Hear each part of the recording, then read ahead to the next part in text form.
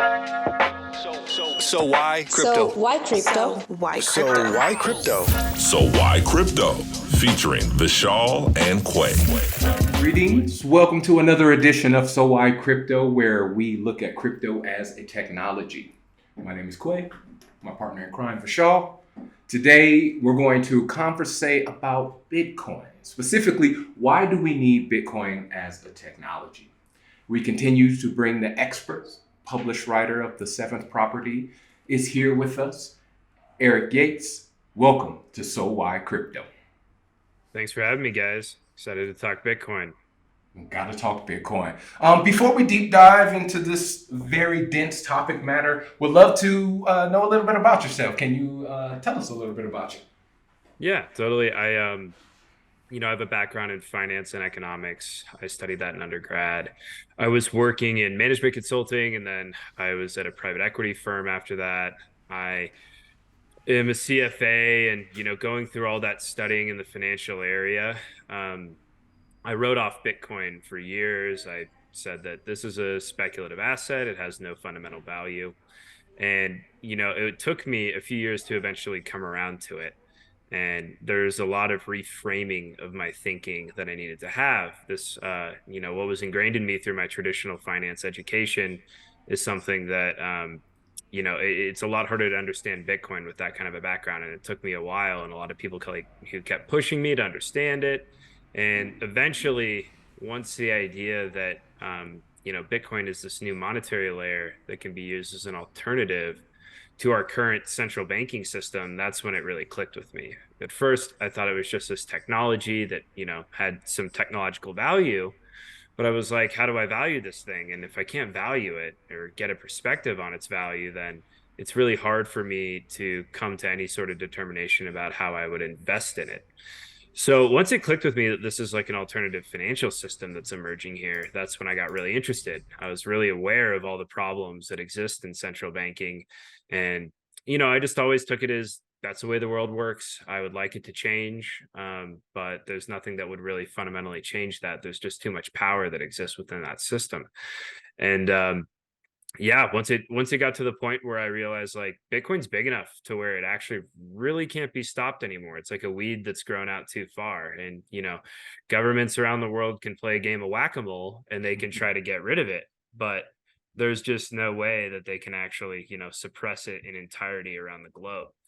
And once that clicked with me, and I was like, okay, this is we're talking about a new technology of money that hasn't happened in millennia. That's the biggest market in the world. We have something that's going to consume some proportion of, or perhaps most of that market. Why am I working on anything else? It's everything I care about. It's everything that I think matters in the financial world. This is probably the biggest opportunity that I'll see in our lifetimes of technological innovation and societal restructuring and all the things that I think could come from it. And that's when I decided I'm going to jump into this and go all in and got deeper into Bitcoin. Right. Great. No, that's great. So what year was that you first sort of start dabbling into Bitcoin? So I think, I wrote an essay on it in college in 2015. One of my professors brought it up, and he was like, write a paper. And that's when I was like, oh, it's speculative. It doesn't have fundamental value, And granted, it was much earlier back then, too. There was quite a bit about it that was less certain. Had I known what I know now back then, I still don't know if I would have been a huge advocate just because it was so much smaller. The certainty of the network security, the adoption that would ultimately occur, governments taking notice of it, and whether or not they would try to, cut the system off at its neck. That was still all kind of up in the air. It wasn't really until I think around like 2017, 2018 in that bull market where it had grown wide enough and large enough and the network was secure enough to where I was like, oh, this thing's really got legs now. But, it was 2015 when I first heard it. And then my logic was off around how to think about it for a long period of time. I kind of ignored it a bit, I knew enough about finance where I immediately wrote it off, kept coming up over the years. A few friends brought it up with me. And then one time, like I had this friend, he's like, dude, you should really be looking into this thing. And I started picking around on the internet. And then I can't even remember what it was, but I came across some sort of like blog post. And I think I might have found it on Reddit. And it was just going into like the central banking aspect. And then once I knew that information, that changed the way that I thought about it. And I was like, okay, this is pretty real. So it's kind of like a 4-year process. And when I wrote my book, I wrote the book that I wish I'd been given when I first heard about Bitcoin, that explained things in a way that would have really got me from A to B in my understanding. Yeah, no, I read your book uh, within 5 days actually, because I said, oh my God, you explain in such a good way. You start from history of money all the way to central banks, and then you talk about how this particular technology solves a lot of the problems we have now. I begin to understand crypto. I started writing it, and not a lot of people actually dig deep into what even money is. So let's start talking about it first, like what money is. One of the things that the way I have a first grader, 6-year-old, and she's super eager to learn about what multiplications are, right? She's like, hey, this is exciting. This is a lot of things it could do. And one of the things is, like, she still hasn't really understand addition that well, and it's somewhat analogous to how a lot of people want to jump into crypto, but they don't really understand what even money is. I think your book sort of unveils it, like, hey, fundamentally understand money, then you would see what type of power crypto have in itself. And one of the example I see is looking at if you look at a saw as a technology, and its function is to cut wood. Similarly, money has 3 functions: store of value, unit of account, medium of exchange. And I wanted you to sort of talk about how do you understand these 3 functions of money, and so our audience can get some understanding of. I think once you understand that begin to give you fundamental understanding of what actually money is. So we'll start there. Yeah, I think that when I was, a lot of people that I'll talk to, everyday people who aren't as interested in these topics, the first thing when they think about what money is, and even people who are highly educated, they just aren't, perhaps as much in the financial field or economics fields. Um, they think that, money is something that's created by governments. That's, all they've ever really known. And we've been in a system like that for, in recent history for a decent period of time. And that's one of the first misconceptions that I think people need to start with understanding is, Mm-hmm. in history, money emerged not as something created by governments. And for most of history, it wasn't something created by governments. Slowly and gradually over time, governments started to take more and more control over money in its various forms. And that's what ultimately led to the system that we're in today, where government controls all of money. They create all of money. We don't use any sort of real world resource for our money. It's just something that's arbitrary. It's something that the government has created and controlled. And there's really no limitations upon how they choose to manipulate our system. And that has really large effects on people because, people in the US, they talk often about how we're in this capitalist society and capitalism is crony capitalism. And it's funny because they're right for kind of the wrong reasons.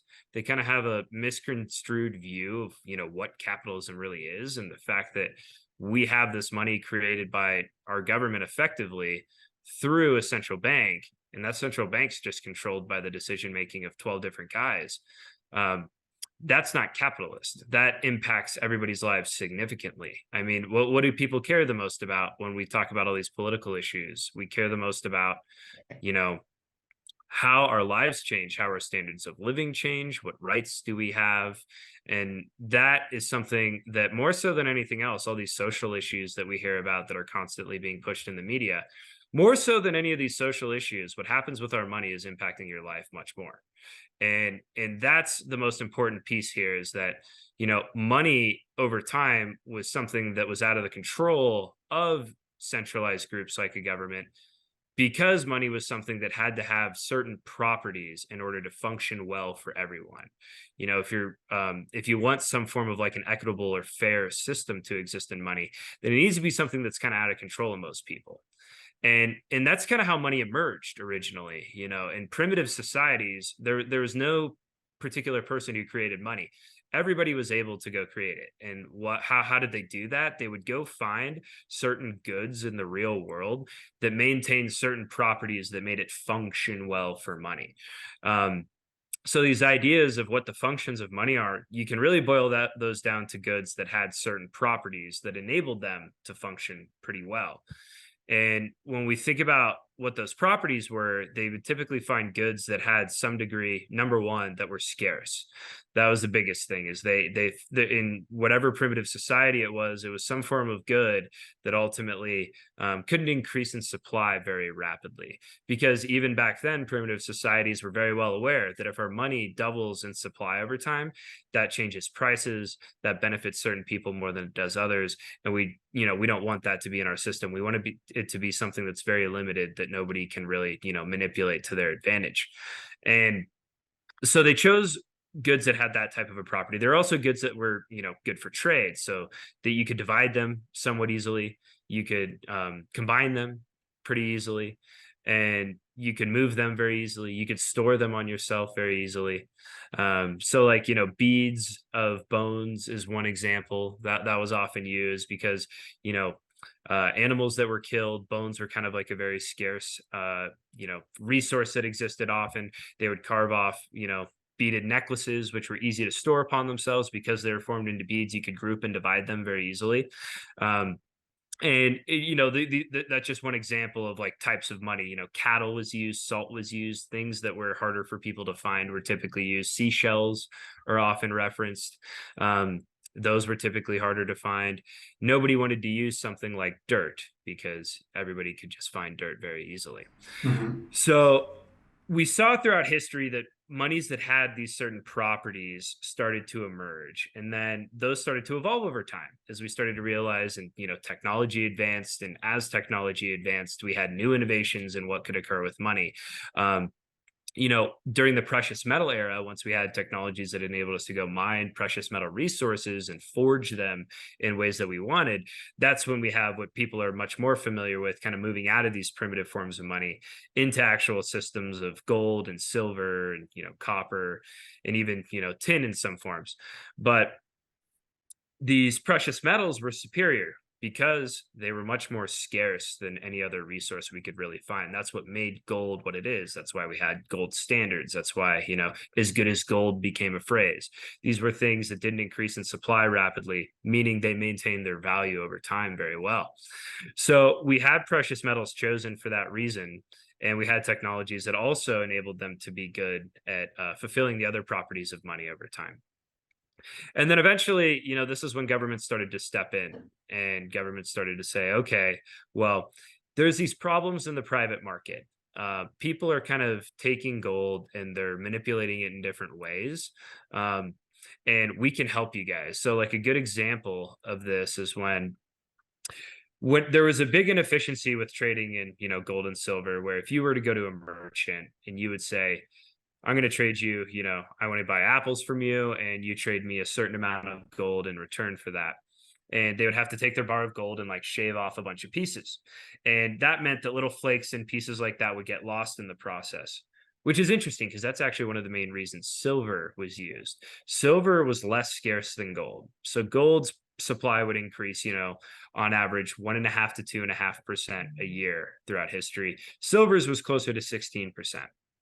Because of that, people didn't care as much about losing little flakes of silver because it wasn't as scarce. It wasn't as valuable. So if you lost a little bit of silver, it wasn't as big of a deal to you. So actually people were using silver for more trade to solve for that issue. It was called a bimetallic system when they did that. But getting back to the point, when they shave off these little pieces, it was inefficient, it was time consuming, you had to weigh it all the time. So merchants were like, look, let's just start forging gold and silver into standardized coins. Which all that meant was they had a certain weight that would be used as standard, and they would create that into a few different weights, and they could pretty much trade any value with that, those different classifications of weight. And merchants realized that when you trust something other than the actual commodity, for example, in those coins, that created a level of trust. People were trusting when they weren't weighing a coin, they were trusting that it was that weight because it said it was that weight on it. So what merchants realized and other people realized is they could take advantage of this system by shaving a little bit of gold off of each coin, storing enough of those shavings up for themselves, and then minting them into the new coins. So a merchant gets a bunch of gold coins, they shave off a little bit off each so that the next guy doesn't really know. And then they could actually take a bit of gold from them and create new coins from it. So that was a form of, in economics, the term is moral hazard that emerged in coinage systems where people trusted something other than just directly the weight of the gold. So that's when government stepped in and said, okay, um, these guys are taking advantage of you. What if you let us control the weighting systems and you let us provide verification of it? We can kind of help solve this problem so that, people aren't manipulating your value for you. And the irony is that governments ended up doing the exact same thing. And they realized that they could take value and then they could push the coins it back in. So like during the Roman Empire, for example, what started off as like a silver denarii coin. So like Game of Thrones, Daenerys Targaryen, she's kind of named after the Roman coin, the silver denarius.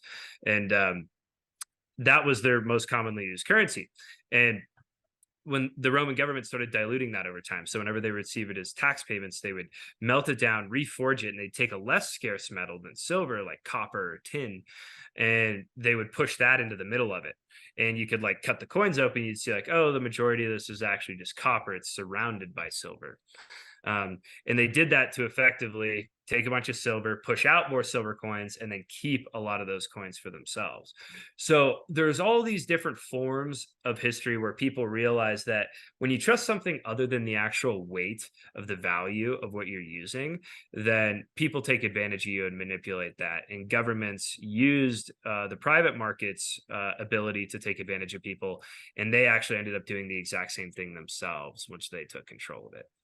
And that was kind of the story throughout history. A big transition was when we moved from using actual coinage to start using paper money. And it wasn't just because governments totally enforced paper money. It actually emerged privately for good reason. Paper had a lot of superior properties to these precious metals. It was much easier to create receipts that you could group and divide. You could carry quite a bit more of it around. It was hard to go lug gold everywhere with you. And once we had various innovations like the printing press and the telegraph and double entry bookkeeping, that made paper money very easy to transfer across Europe. So you couldn't do that with gold. So people are like, okay, if we're using these paper note type systems, that's fine. The one problem with paper is that it's not scarce. It's very easy to just go create more paper money. So how do we protect it from that? Well, we have to have like a rule effectively where all the paper that's being trusted to be scarce is tied to a certain amount of gold that's in reserves held at a bank. So a bank would take a bunch of gold from people and then give them paper receipts. And people were trusting that that receipt they had was redeemable for an amount in gold. And as long as it was redeemable, then it would remain scarce. So paper had all these good properties. It lacked scarcity. We had to tie it to gold so that it could still be scarce. And that was kind of how a lot of these gold standard type systems eventually emerged. Once again, there's a level of trust in that. You had to trust that the banks were actually doing what they said they were. And when they took advantage of that trust, the government stepped in, and that was kind of the beginning of culmination of central banking, where you can trust the government to actually maintain proper control. You can't trust private market banks and their incentives to do it. And that was the birth of central banking, and central banks ended up, taking this system to the to the greatest extent they possibly could of issuing credit, where now today we don't even have any sort of backing of something that's scarce. It's totally up to the discretion of governments as to how much money they can issue, and they've completely removed any form of monetary properties from our money, and they control quite a bit about society today because of that. So that was kind of the evolution of, money and how it developed and how governments took more control over it and eventually removed all the properties of money that people used in the beginning to give themselves some form of certainty around their value. And now we completely trust the government with all of that. And so, anyways, all of that really just boils down to money emerged privately. It was something that people chose because it had certain properties that made it good for forms of trade. Governments changed it over time to benefit themselves at the expense of the holders of money. And Bitcoin has ultimately emerged as a solution to that problem. And it's the only reason what made Bitcoin so innovative is that it's a form of money that actually can't be stopped now that it's native to the internet, in a similar way that like certain torrent files can't be stopped. And, certain ways that we've had all these, like BitTorrent or LimeWire, these things that existed for forever, and they were doing things that people didn't want, governments didn't want, but nonetheless, it spread far and wide enough, you can't really control it. So with that innovation, we created a form of money that actually can't be stopped. That's when it clicked for me in my head, like, holy crap, this thing could actually win. Before that, it was impossible to ever break out of the system because governments could always stop it. There was no way for us to ever actually like move back to a gold standard. And in our modern economy, it would be far too inefficient to actually, trade on a gold standard. So once I realized that with Bitcoin, I was like, holy crap, this is a major societal change that's emerging. That's great. Good history of money, and thanks for explaining your thought process, because this is pretty brilliant. I mean, this was all in your book as well. So, thanks for explaining. One of the things that you mention in your book is there should only be one form of money. So obviously, in the world today that we have, U.S. dollar, yen, euro, gold, silver, all those things, people use to trade and whatnot. Can you explain why you think in an ideal world we only need like single form of money, and in this case, let's say Bitcoin? Yeah. And to be clear, it's not that I think I think in an ideal world, we would only want one form of money. But the fact is the world's not perfect. Sure. And then this question boils down to what your definition of money is. And I won't get down into the semantics of it. But if we assume that money is something that fulfills all properties of money, meaning it serves all the functions of money of being a store of value, medium of exchange, and a unit of account, then by that definition, we would probably only have one monetary standard. Now, there's exceptions to this because the world's not perfect. Information's not totally transparent. People are able to have control, whether that's governments or institutions, over how money works. So as long as that exists, and while Bitcoin, I think, undermines quite a bit of that, there's still not all of that will go away. People will still be able to have some form of control over things. And then there's going to be utility trade-offs between different forms of money as well. While I think that we can create a system that's like native to Bitcoin that pretty much encompasses all of those utility trade-offs and will optimize it eventually, a lot of those functions are what crypto is trying to create within its own system. I think the problem is that crypto has kind of sold its soul in order to give that extra utility, and it's given up kind of a lot of the very important functions that are necessary for this to actually work. And if you give those up, then, it's not going to happen, and governments are going to control it. So that's what I think is important, is that, there's going to be edge markets. It's probably not going to be like purely one form of money. And then there might be other things that kind of exist in some form of money. An example would be like prisoners are going to use something in prison where they don't have technology, like cigarettes, or, there might be people who are disconnected from the internet in a particular society, and they might be using something else. There's plenty of exceptions you can write to it, but like generally speaking, the reason that we want to have one standard of money is because it's ideal. It makes things much better. Everybody eventually converges upon one type of money because that makes trade much more efficient, because you want to be using the thing that everybody else is using. and it makes economic calculation much more simple. So like today, we have all these currency conversions and all of this, and why is that? Going back to my earlier point, because governments control money, so governments all want to have their own form of money. I mean, if there was one person in power, then it'd probably be everything under one regime. But because of that, every government wants to have their own form of money because of the benefits they gain from that. So now we got to deal with all these currency conversions and change our economic calculation in all these different ways. That creates a ton of problems for people, and there's a lot of people that have jobs because of that. And it's kind of a waste that's created on society, all the people working to like ensure that all this stuff works, and the accountants and everything. Those are people who could be working on potentially solving cancer or something. There's an economic waste that comes from these extra complexities of having it. Ideally, we don't want it. People are incentivized to use one form of money. It's really a question of what barriers exist that prevent that from occurring in the market. And while I don't think those barriers will go away, I think with Bitcoin being like this borderless technology that can run on the internet, it does reduce quite a bit of those barriers. And I think if it does kind of undermine a lot of the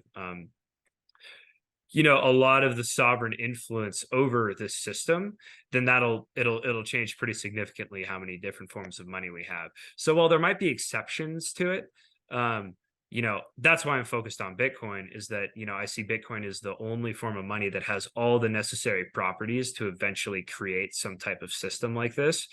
And because of that, I think it'll eventually consume the majority of the market. And that's why I'm totally focused on it. I think it will be the standard that everybody's using at some point in the future. Got it. Let's talk about, mostly we talked about the 6 properties that mostly people have talked about historically.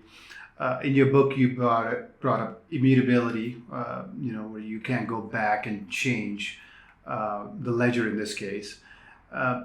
Explain to us, the audience, like why do we need to have that property? How does that help with the evolution of money and making it more sound money, as a lot of people call Bitcoin? Yep.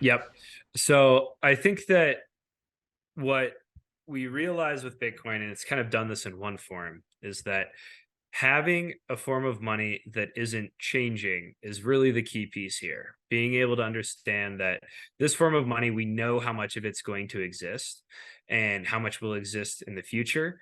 And that's very important because it allows people to conduct economic calculations very efficiently.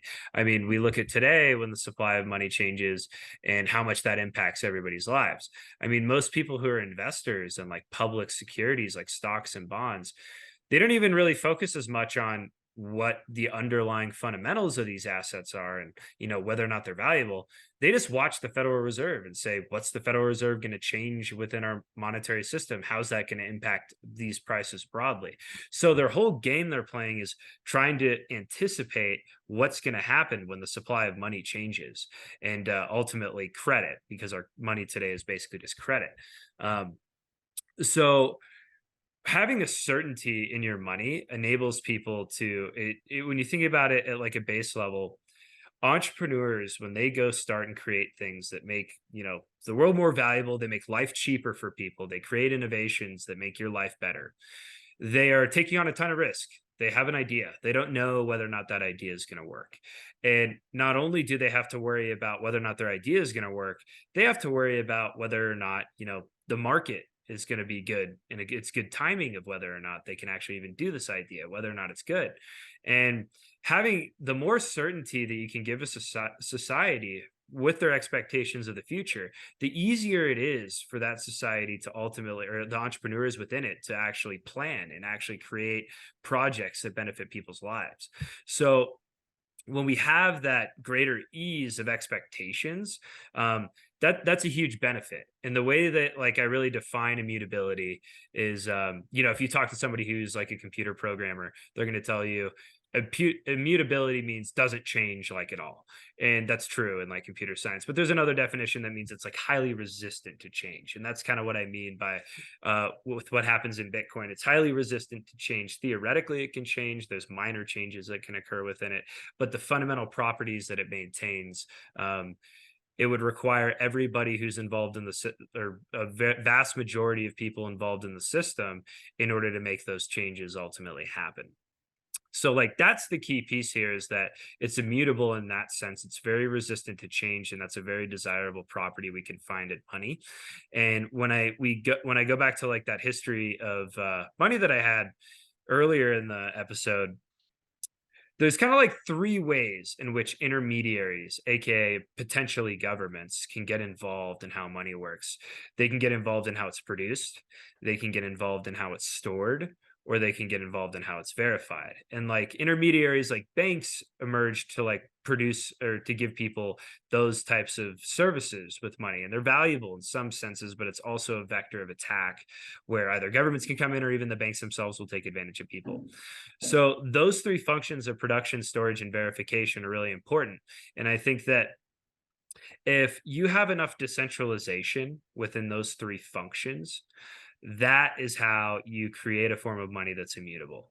So if it's something that's produced in a decentralized way, very similar to how primitive monies were created, everybody could just go out and find, bones wherever they wanted. And why was everybody comfortable with that? Because there just weren't a lot of bones. We knew that, we had a lot of certainty that if everybody was doing it, it's going to be hard for them to find it. Which meant that the verification needed to be decentralized too. In primitive societies, everybody was verifying money in trade. Everybody was very familiar with it because they were all creating it themselves. So they're all knowledgeable enough to verify, oh, that's fake. That's not a bone. That's a seashell or whatever it is. And and then the last piece is that decentralized storage too. Can we have a form of money that's controlled by the individual themselves versus why, like today where everybody, our money's stored in a bank. Nobody's running around with a bunch of cash other than maybe some guys in Mexico City, but nobody's very few people are running around with cash and trading it. So it's something where what the Bitcoin solved the production of money in a decentralized way. It's also solved the verification of money in a decentralized way. The key last piece that I think is going to be paramount to the success of Bitcoin and determine what it ultimately becomes is the decentralized storage of it. And there's going to be this balance where, Bitcoin enables us to all own Bitcoin ourselves. It's hard to do that at this current stage. It's going to get easier for us to do that, but nonetheless, there's always going to be people who, can't actually own the Bitcoin themselves. A good example of that is like a corporate account. You're going to have to, a corporation is a group of people. So you're going to have to trust a group of people with control over that if everybody operated on, Bitcoin one day. So that's an example of like, it's actually impossible to have, one individual controlling it. Therefore, we need mechanisms where, people are controlling it on behalf, or organizations of people are controlling it together in some form. But the key risk to Bitcoin is that everybody, it turns into the system where, like, for example, with what happened with all the exchanges this year, where everybody just keeps their Bitcoin controlled by some company, and that company can go commit fraud with it, or they can do whatever they want with it.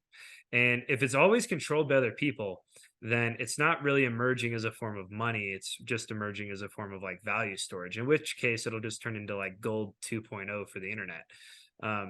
But if people start to actually hold it themselves, and then we have other technologies that enable Bitcoin to be used easily for trade, like the Lightning Network, that actually enables it to be something where it can be, used as money at a global level, in which case its value in the future will be much different from if it's just gold 2.0. If it's just gold 2.0, it'll probably be consuming the market of gold.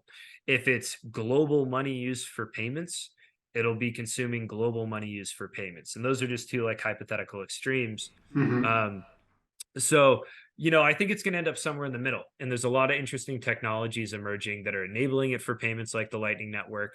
There's other custodial models that are emerging, like federated mints, which are enabling people to, rather than say, okay, you have to go learn how to set up a Bitcoin node and how to store your private keys safely and spend, 15, 20 hours learning that process and then monitoring it yourself. Some people want to do that. And for people that really have an incentive to, they will. But not everybody's going to want to do that. And what is, this like federated mint technology, it goes back to this idea of localization, which is something I think is going to be a key trend that emerges if we do start to see this network build out more. If you have to trust somebody, then you want to trust people that you actually do have trust with. You don't want to trust Sam Bankman-Fried living in the Bahamas. You want to trust maybe your father or maybe your uncle or maybe your brothers and sisters. Those are people you have a lot more trust with. Number one, because you've known them your whole lives and you know who they are and what they're capable of. And number two, there's a huge social cost to any sort of defection against, your interests within that. If they were to like steal all your money from you, then they risk being totally exiled from your family and social network. So there's also an incentive for them to not want to do something like that. So the community trust model, how societies emerged, what humanity kind of evolved to function as, is really interesting, because I perceive that this idea that, okay, there's some people who want to take control over their worth, and they'll do all the necessary work to get up to it. Perhaps those people can be leaders of their communities, and then their friends and family or their church or their school or wherever it is, somewhere within their immediate community of people that they trust, are trusting them to have some sort of control over it for them. And I see this idea of localization and community trust starting to emerge more, and that might be a happy medium between trusting a third party with all of it or doing all the work yourself to do it yourself. Maybe it's, I trust people that I actually trust. And that would be a decentralized form of storage. If a bunch of communities all can trust, there's no way for anybody to really exert control over the system still. And so, rounding this all back to immutability, I see there's different technologies. Bitcoin's kind of solved too. The last key piece is that community trust model, or however, the storage of money is conducted. And if we have some form of storage that keeps the storage of money decentralized, then Bitcoin will emerge as this immutable form of money. And there's going to be massive benefits to society because of that. It seems that with trust, that most people decided to trust the government blindly, right? They forgot what the use of money was for, right? And then they just were like, well, the government's going to save us. We should, just believe in them. So the best way to get back to this place of trust is, I don't want to say peer to peer, but just what you were discussing right now, of just keeping it family, keeping it friends, keeping it, in a close knit way, to get to that point. Exactly. Yeah. There's natural ways that society evolved to have trust between people. And the more connected and the larger our societies got, it's very unnatural for us to actually have trust with people all over the internet and all over the world. And we Right. see all these horrible problems that have emerged from that. Think about all the bad things that happen on social media with scams and frauds. It's very unnatural. Humans can't, humanity, we can't really keep within our mental model more than like a small amount of people within our mind. It's like very hard for us to like know thousands or hundreds of people. We just haven't evolved for it. So it's actually very hard for us to effectively like make judgment and create trust within people that are distant from us in large scale. So the community trust model is what we evolved for. It's what we're familiar with. It's what our intuition helps us with judging people. And I think that's something that'll be really important. Ideally, I love, and maybe it gets simple enough to where everybody owns their own Bitcoin one day, or like 95% of people do. Maybe it's simple enough to ultimately get to some extent like that. And people decide to learn enough. It's similar to like computer education for people and how hard that is for older generations that never got it. But the younger generations started early and they understand it very well. It's part of their lives. It's not very complex for them. I see that being another big trend too. It's like, if this does emerge at scale, then like, the idea of being your own bank would be part of like this, adolescent education that you're getting at some point. There's a lot of ways that it can go. And I don't claim to have certainty over it, but with what I'm trying to do in the industry is make sure that it doesn't go the route of everybody has their money on an exchange or some sort of third party or government controls all of it. So gold was the closest thing that fulfills three functions of the several properties of money. January 3rd, 2019, we had a new game in town. It's called 2009. Bitcoin. Oh, sorry, 2009, excuse me. We had a new player in the game, Bitcoin. Can you explain Bitcoin basic to a like 12-year-old smart child? Yeah. So I would say that Bitcoin is a form of money that you can send to anyone in the world that you can store yourself, and you don't have to ask anybody for permission in order to do that. Um, and it maintains its value because it doesn't increase in supply very drastically, and we're certain that it won't increase in supply very drastically. And for those three reasons that I think Bitcoin will be successful. And it's for those three reasons it's valuable. There's nothing else in the world. There's no other technology in the world that can say that, and that's what makes it uniquely distinct. But yeah, that's how I break it down. Thank you. And so there are three key players in Bitcoin to make it work: miners, programmers, investors. Can you give a little more details on how they play that role they play into the Bitcoin network? Yeah. So I mean, within like the Bitcoin network specifically, basically the miners are the ones that are effectively producing the Bitcoin. So when new Bitcoin gets created, it's because miners are trying to solve this complex math problem. And that's something that complex math problem was necessary um, to be solved to create new Bitcoin because it makes it very expensive to create new Bitcoin. And that's what makes Bitcoin so secure. It needs to have this expensive form of creating it. So like it's very similar to the reason that gold is so scarce and the reason gold doesn't increase in supply drastically. There's a ton of gold under the ground. If all the world powers got together and we're like, we want to mine all of the gold, then they could certainly do that. They could increase the supply of gold very rapidly. Mm-hmm. But it would be very, very expensive for them to go do that. And it would get increasingly more expensive for them to do that. Bitcoin was created in the same way. The problem is there was no real world cost to creating digital things. Digital things are so cheap to create that in order to make them expensive to create, we had to find some sort of solution. And it was Adam Back who, through his creation of Hashcash, that used these puzzles that are hard for computers to solve. And by that innovation was how we took the concept, the monetary property of scarcity, and we brought it into the digital world. And we said, okay, this is how we make digital things scarce. This math problem is hard for computers to solve it. In order for a computer to create something, it has to solve this problem. And that's what the miners are doing, is they're trying to solve this hard problem. And it makes the supply of Bitcoin scarce. So that's kind of their primary function, is that what they do is they hear about transactions from all the different people on the network. So when we say the Bitcoin network, that means any sort of computer that has the Bitcoin software on it. And all these computers around the world all have the Bitcoin software on them, and they're all communicating with each other. And the way that they communicate is when you go download the Bitcoin software on your computer, you can go download Bitcoin Core. You download the software, it immediately will go link up to a bunch of other nodes on the network. And you guys, it'll randomly select them, and it'll say, okay, I found 8 different nodes. Every time you hear about something, you tell it to your nodes, and every time they hear about something, they're going to tell it to you as well. So it's called a gossip protocol, and it's things that spread through gossip spread incredibly fast. Think about it like with social media. Yeah, That it's a great way to spread information through a network, and to spread it in a way that's not controlled by one particular source. So that's how transactions propagate throughout the network.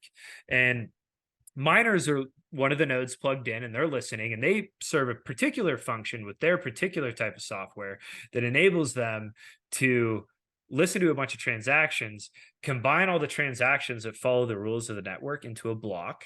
And that's just, think about it like a Word document that's got a bunch of transactions on it. And they only add ones that they think follow the rules. And then they order them and put them into a block.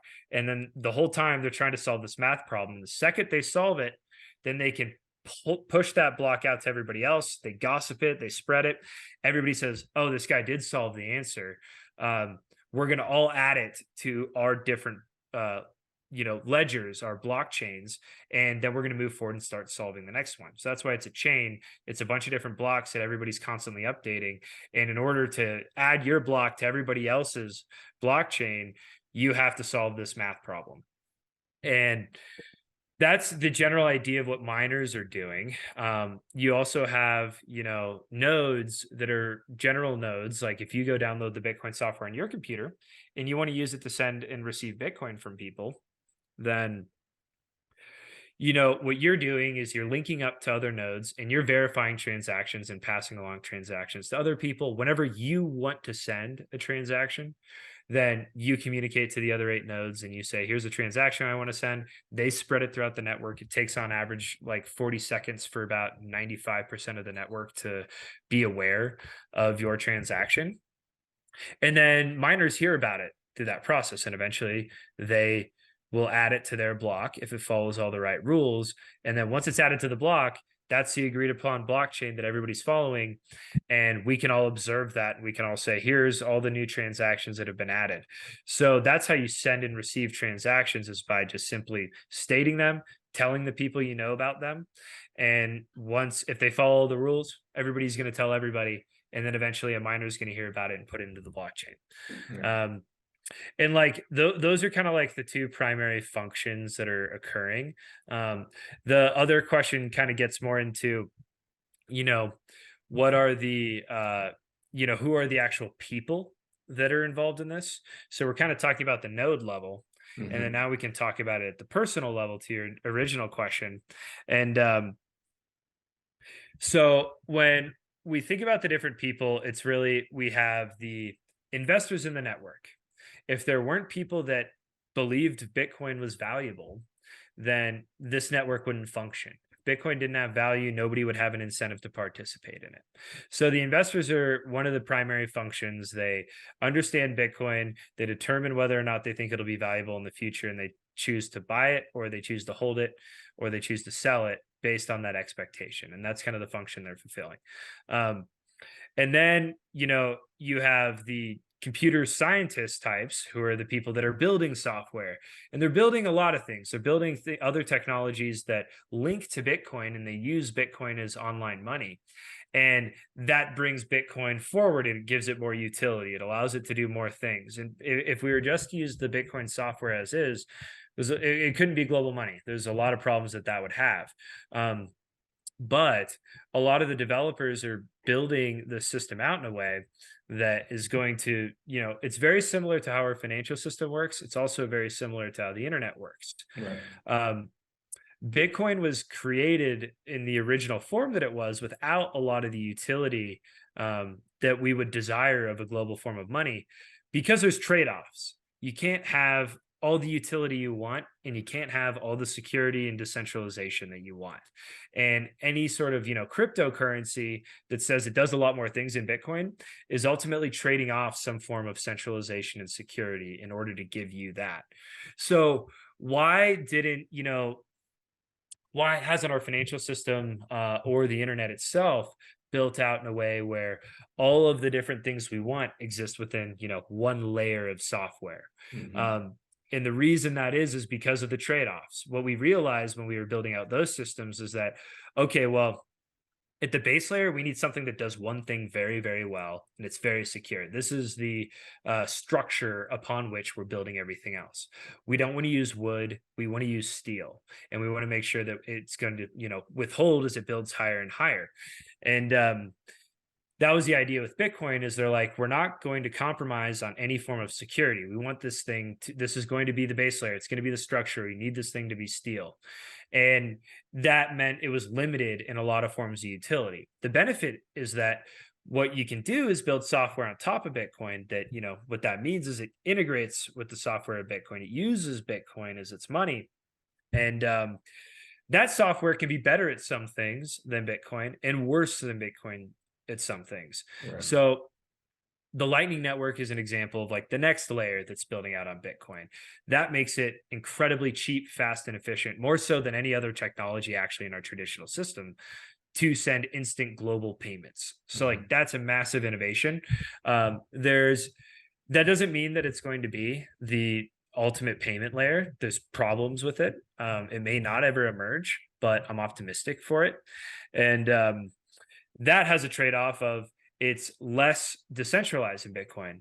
And there's more complications that emerge within it because of that. but it's perfect for sending payments and it's way better than Bitcoin at that. So what does that mean? Well, it means that if we're using Lightning for payments, then worst comes to worst and something goes wrong, um, Bitcoin doesn't get hurt by that. Lightning gets hurt by that. Mhm. So we are effectively putting a barrier between the global form of money that everybody desires and the ultimately the cost of having some greater form of centralization.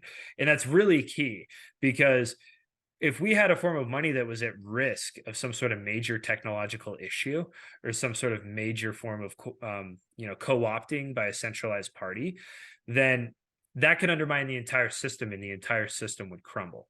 So like that's why we want to have those risks ultimately be siloed into layers above it, and we can gain utility by pushing these different trade-offs in different layers. So you know that's kind of, a lot of the developers are working on problems trying to solve how these different layers are going to build out what's going to work, what's not going to work, and debating all of that on, Twitter Mhm. or on Discord or all these different, forums that are public. And that's a key function. There's also developers who are the Bitcoin core developers. They're the guys who ultimately have the ability to provide updated versions of the Bitcoin code. So their job is to it's almost like academic research. They're full-time trying to solve all these different issues that are different updates that people want to make to the Bitcoin software, and weigh the costs and the benefits and test them out and see how they would work and whether or not it ultimately makes sense for us to implement them. Because going back to that point about security, the worst thing we could do is try to push out a software update towards Bitcoin, and that ultimately has a major problem that undermines the security of Bitcoin and the entire system crumbles beneath it. So it's a very careful, gradual process of any minor change that they're making. And they can't just issue the software and then everybody has to use it. That's one of the huge benefits of Bitcoin. They're the guys who can control the updates and they can send that out. But in order for the software to actually be used, it legitimately requires consensus among the network. So, what makes Bitcoin Bitcoin? The fact that a bunch of people have downloaded a similar software on their computers all over the world. If you want those people to all change their software, then you have to get them to agree to change their software. They all have to download an updated form of it. So, the developers can present and they can push out new updates, but people have to ultimately choose whether or not they want to download that and use that. So there's kind of a political process with all this. That's why a lot of changes to Bitcoin are very highly debated. Anybody can submit a software change. A core group of developers have the ability to actually push it out and give it to people. But what happens is people within the community will all say, okay, here's something I don't like about Bitcoin. I want to change that. I'm going to create this new change to the software, and I'm going to see if I can get a bunch of people to agree with me. And if they can, and they can submit it to the core team, then it becomes a huge form of debate. And everybody talks about what's good about it, what's bad about it. And if enough consensus can be achieved among the broader community of people who are all involved, then the core guys can all update it and push it out. And they'll say, okay, everybody agrees. We're all going to, push out the software, but it still doesn't mean it's going to completely happen. Like the most recent update that was pushed out with Taproot within Bitcoin is one example. And there's not a lot of nodes that are actually using Taproot. So a lot of people are still using older softwares. There's still the original Bitcoin software that was created in 2009, that also is still running. And that's the whole point with all these software updates, is that we want within 100 years for that original software to still be compatible with all the softwares we're using today. So whenever we push out a change, that change is kind of restricted by whether or not that change would still be backwards compatible with that original version of Bitcoin. And that it's really key, because the second we start pushing out changes that aren't compatible with older versions, that creates fragmentation within the network. That creates forks, like what we see with altcoins all the time. And we don't want that. We only want the original Bitcoin chain to exist. And every time we have had somebody who wanted to change it so that it wasn't backward compatible, that turned into a fork that ultimately, lost most of its value, like Bitcoin Cash or something like that. And so the whole idea is we want it to be backwards compatible. We want people to adopt it, but a lot of people still don't even want to adopt a lot of the newer versions. The newer versions provide benefits, maybe they should, but the whole point of this is that it's very hard to change the software of Bitcoin and get people to actually use it. Mhm. And developers are working on a lot of different functions to do that, as well as trying to build out softwares that integrate with it. Um, and yeah, so like that's kind of, I hope that gave a bit of clarity around like how a lot of the things work with Bitcoin. Yeah, absolutely. Yeah, definitely. One of the thing worth mentioning about the Lightning Network, I'm still learning about it. They don't have their own coin. It's just built on top of it, just to make Bitcoin more useful.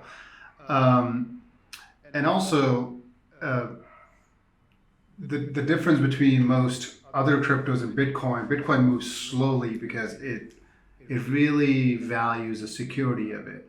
And I'm kind of hearing from you as you mentioned the miners and you mentioned the programmers, like this is not built. We're gonna keep changing it super quickly. Like, okay, security is really really essential. And yeah, thanks for highlighting all that.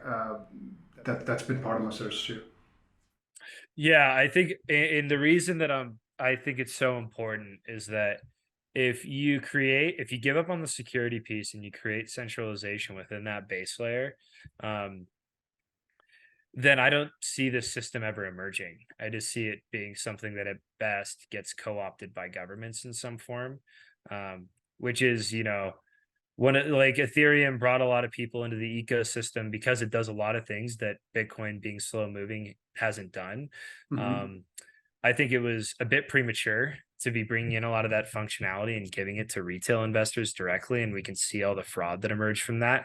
Sure. Number one, I think that that's one big thing. So, like, when those things happen, you don't want those things necessarily to have consequences for like the base layer money. You want it to be like one-off situations. But I think with Ethereum, it's kind of centralized itself so much to the point where, if a government wanted to shut it down tomorrow, that's very possible. Bitcoin, you could cause it a ton of problems. But ultimately, we saw that when China banned it. And the majority, 65% of Bitcoin miners were in China. What happened? It just moved everywhere else in the world. It's just it's a weed. You can cut down a few pieces, but it's just going to keep growing in other directions. Centralization removes that whole property, and I think that most of the crypto is just completely centralized, and and there's tons of scams, but legitimate attempts at creating something that could still be decentralized and provide a lot more utility all within the base layer, I think have sacrificed too much on the centralization. And I'm not incredibly optimistic for their future if governments can control them. And I think there's a high likelihood that we could see things like Ethereum become CBDC type platforms where right now the majority of block transactions are all compliant with OFAC sanctions by the government on Ethereum. Mhm. And there's nothing that's very like freedom oriented about that. And I could see it being used as a platform for the issuance of like government enabled technologies, which doesn't mean that Ethereum is going to go down in value necessarily. Probably means it'll go up in value. But what I got involved in this industry for was to actually create a societal revolution through changing the way money works, and I think Bitcoin's directly aligned with that. Well, let's speak on that. Let's talk about the future of Bitcoin. It took the internet decades to have mass adoption. Bitcoin, almost 14 years old. What will it take for mass adoption for Bitcoin? Yeah, that's a $1 million question. I think that since I've been involved, I've been surprised at how quickly things have moved with Bitcoin. So I feel like every estimate I've ever had has always been, an overshoot, and it happened a bit more quickly. Um, and I think the reason for that is that information just spreads so much more quickly today. And because Bitcoin is digital information, it spreads a lot more quickly than, what we've seen other things. Like, when the internet was emerging and why it took decades to emerge, well, it's because there was no internet for the internet to spread around. So we had to actually build that network that enabled things to spread very rapidly. Now that we have a technology that's spreading through the internet, um, I think an adoption can be a lot more rapid. There's a lot of things that need to exist in order for that to happen. Number one, the most limiting is that like Bitcoin's price needs to go up a lot more. If Bitcoin's going to be used as global money, then it needs to have a large enough market to where large buys and sells of it don't impact the market price. And which is a major advantage that gold currently has over Bitcoin, is it just has a much larger market. You could go sell $1 billion worth of gold tomorrow and it's not going to affect price. You could go sell $1 billion worth of Bitcoin, it's going to impact its market price. So that's one of the key things, is it's got to grow through the investors, and it's all part of like a virtuous cycle that occurs. And it's more technology is created, better applications that use Bitcoin that make it easier for people. More people start using it or holding it for different reasons. Education spreads is another thing. A lot more people start holding it for different reasons. That increases the price. That makes its success more likely to succeed. That means it's more attractive to mine Bitcoin. That brings more miners to the network and make it more secure. And it's this virtuous cycle of building and building and building that ultimately causes people to invest more and more and more into it. Then goal being that we have enough technology and we have enough online applications to where its utility is just far and away more efficient than using anything in our traditional system. If there was an incredibly simple way for people to all start trading Bitcoin with each other, then which there's more complicated ways. I think some people in the industry kind of lose sight of like how easy you actually have to make things to get adoption. But nonetheless, people are working incredibly hard on solving this. Mm-hmm. The bigger thing is just like constantly pushing adoption. It's like if tomorrow at every different place, if I go to the coffee shop, if I go to the gym, if I go to dinner, everybody's accepting Bitcoin, and they all have like point of sale terminals that are compatible with it, then I would like it's super easy to use. When I'm down in El Salvador and I'm trading Bitcoin with people, I actually prefer it. It's very quick, just GDI code or GRI code, and then, or what am I saying, QR code. And then I don't know where I started with that, but like it's just you flash a QR code and then boom, it happens immediately over the Lightning Network. And it's actually a lot simpler for me to do that with people who have that infrastructure. So it's a game of building out that infrastructure too. And that's all happening gradually. The more valuable it becomes, the more people adopt it. And the other huge thing is I think a lot of this emergence is going to occur in developing economies in areas like the Global South, where people have a much greater incentive to hold something like Bitcoin because they're dealing with hyperinflation to a much greater extent. And when they have that strong incentive to hold it, they also have a strong incentive to use it for payments because, number one, they're holding it. Number two, a lot of these economies use remittance payments as a form of trade. So, in our traditional system, if you're coming from Mexico City, you're working in the US and you're sending money back to Mexico City, you're going to lose a major chunk of that value, somewhere between like 20 to 40% sending that home. So it's like there goes a quarter to almost a half of the amount you worked for just getting it back home. So these economies don't want that. Bitcoin and the Lightning Network is the perfect solution for that. So I think a lot more people are going to start using it for that use case. And then that means more and more people have the infrastructure for it, which means maybe you wake up and you go buy your coffee and you could use your local currency, or you could use Bitcoin. You're like, oh, well, might as well use Bitcoin if everybody else has got it. And there's a lot of things coming into play that are ultimately going to allow that to gradually build out. Eventually, I think we're going to hit a suddenly point where it starts to be used all over very rapidly. Awesome. Yeah. Man, well, thank you for everything, Eric. Before we wrap this up, I always like to ask a lightning round of questions. Are you up for the challenge? Hit me. All right, here we go. What's the last television show you binged? Oh, I've been revisiting Game of Thrones. Yeah, it's been years, and I'm not a huge TV guy. I just kind of put it in the background sometimes when I'm going to bed. I end up just like reading about stuff while it plays in the background. But yeah, I don't know. I like Game of Thrones a lot. Good philosophy for sure. Yeah. Awesome. So I like the background noise. Text or talk? Ooh, depends on the scenario. But more of a talk guy. I like to get people on the horn when I have a lot to say, and I kind of don't look at the phone too much during the workday. Okay. Coffee or tea? Ooh, coffee for sure. Yeah. Bezos or Musk? Musk. iOS or Android? iOS. Oh no, I can't say that. It's used. I mean, Android. I've never used Android. I hate iOS, but I need to get off it at some point. But yeah, I'm still on iOS. I'm kind of a LARPer. Okay. What's currently on your nightstand? Oh, this is pretty basic, but Meditations of Marcus Aurelius has been sitting there for a while. I read it a while ago. It just kind of sits there. Yeah. NFT or not? Uh, in the future at some point. Yeah. Not today. Okay. And what's the one word that comes to mind when you think of Bitcoin? Sovereignty. Lightning round completed. Thank you very much, Eric. Yeah, totally, guys. It was fun. Thanks for having me on.